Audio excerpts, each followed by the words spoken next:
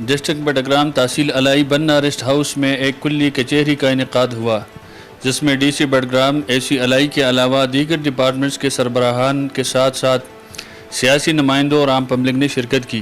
کلی کچہری سے اے این پی کے رہنما ارشد خان نے خطاب کرتے ہوئے روڈ کے مسائل، ایجوکیشن مسائل اور برساتی نالوں پر سیفٹی وال کا مطالبہ کیا۔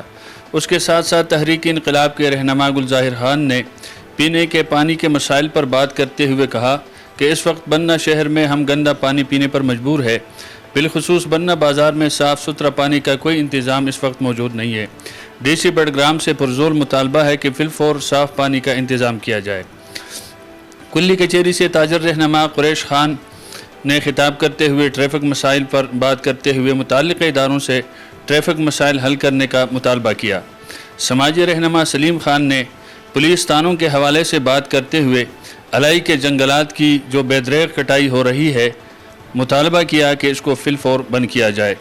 مجموعی طور پر مقررین نے اس گلے شکوے کا اظہار کیا کہ کلی کچہری کا انعقاد تو بہرحال ہوتا ہے، ڈپارٹمنٹس کے سربراہان بھی تشریف لاتے ہیں، مگر جو مطالبات اس کلی کچہری میں ہم رکھتے ہیں اس پر عمل درآمد نہیں ہوتا۔ اس لیے متعلقہ سربراہان سے گزارش درخواست ہے کہ وہ مطالبات پر عمل درآمد کو یقینی بنائیں۔